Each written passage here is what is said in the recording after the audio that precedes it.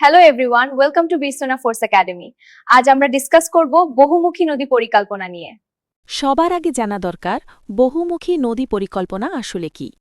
নদীর উপর বাঁধ তৈরি করে যখন একটি নির্দিষ্ট জলাধারের মাধ্যমে একসঙ্গে অনেকগুলো উদ্দেশ্য পূরণ করা হয় তাকেই বহুমুখী নদী পরিকল্পনা বলে।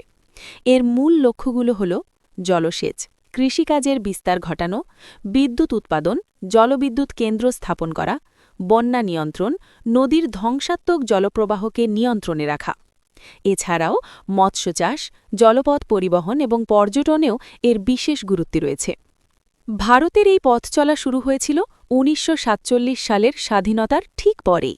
৭ই জুলাই ১৯৪৮ সালে স্থাপিত হয় স্বাধীন ভারতের প্রথম বহুমুখী প্রকল্প, দামোদর উপত্যকা প্রকল্প ডিভিসি। পশ্চিমবঙ্গ ও ঝাড়খণ্ডের মধ্য দিয়ে প্রবাহিত দামোদর নদের উপর এটি তৈরি করা হয় বন্যা নিয়ন্ত্রণ ও বিদ্যুৎ উৎপাদনের লক্ষ্য নিয়ে। এবার নজর দেওয়া যাক উত্তর ভারতের দিকে। জম্মু ও কাশ্মীরের চেনাব নদীর উপর গড়ে উঠেছে সালাল ও দুলহাস্তি প্রকল্প, আর ঝিলম নদীর উপর রয়েছে গুরুত্বপূর্ণ তুলবুল প্রকল্প। সতলজ নদীর উপর রয়েছে ভারতের অন্যতম বৃহৎ প্রকল্প ভাকরা নাঙ্গাল, যা পাঞ্জাব, হরিয়ানা ও রাজস্থানের কৃষিতে বিপ্লব এনেছে। মরুভূমিতে জল পৌঁছে দিয়েছে ইন্দিরা বান্ধি খাল। এছাড়াও এই নদীর উপর নাথপা ঝাঁকরি এবং বিয়াস নদীর উপর পং প্রকল্পের ভূমিকা অপরিসীম। গঙ্গা অববাহিকার উত্তরাখণ্ডে রয়েছে ভারতের সর্বোচ্চ বাঁধগুলোর একটি, তেহেরি ড্যাম, যা ভাগীরথী নদীর উপর নির্মিত।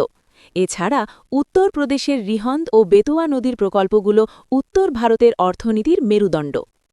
পূর্ব ভারতে পশ্চিমবঙ্গের গঙ্গা ও ভাগীরথী নদীর উপর রয়েছে ঐতিহাসিক ফারাক্কা প্রকল্প, কৃষি সমৃদ্ধির জন্য ময়ূরাক্ষী ও কংসাবতী প্রকল্প এবং বিহারের বন্যা নিয়ন্ত্রণে কোশি ও গণ্ডক প্রকল্পের অবদান অনস্বীকার্য। ওড়িশার মহানদীর উপর নির্মিত হয়েছে হিয়াকুট প্রকল্প, যা বিশ্বের দীর্ঘতম মাটির বাঁধগুলোর মধ্যে অন্যতম। পশ্চিম ভারতের জীবনরেখা হল নর্মদা নদী।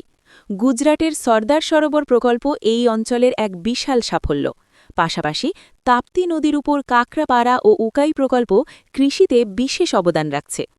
মধ্যপ্রদেশ ও রাজস্থানের সীমানায় চম্বল প্রকল্পের অধীনে গান্ধী সাগর ও রানা প্রতাপ সাগরের মতো গুরুত্বপূর্ণ বাঁধ রয়েছে। অন্যদিকে মহারাষ্ট্রের লাইফলাইন বলা হয় কোয়েনা প্রকল্পকে।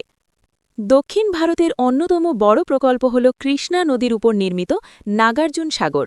এছাড়া কর্ণাটকের তুঙ্গভদ্রা ও আলমাট্টি বাঁধ এই অঞ্চলের জলসেচের প্রধান উৎস। স্থাপত্যের নিরিখে কেরালার পেরিয়ার নদীর উপর নির্মিত ইডুক্কি প্রকল্প ভারতের অন্যতম আর্চ ড্যাম। তামিলনাড়ুর মেট্টুর ও কুন্ডা প্রকল্পগুলো দক্ষিণ ভারতের সেচ ব্যবস্থার ঐতিহাসিক নিদর্শন। এই মানচিত্রটির দিকে তাকালে বোঝা যায় কাশ্মীর থেকে কেরালা পর্যন্ত ভারত কিভাবে এই বিশাল নদী নেটওয়ার্কের মাধ্যমে একে অপরের সঙ্গে যুক্ত। পণ্ডিত জওহরলাল নেহরু বলতেন, এই বহুমুখী নদী পরিকল্পনাগুলোকে আধুনিক ভারতের মন্দির। এগুলো শুধু কংক্রিটের কাঠামো নয়, বরং ভারতের কৃষি, শিল্প ও অর্থনীতির মূল চালিকা শক্তি। বন্যা নিয়ন্ত্রণ থেকে সবুজ বিপ্লব, প্রতিটি ধাপে এদের অবদান অক্ষয়। Thank you for watching. See you in the next video.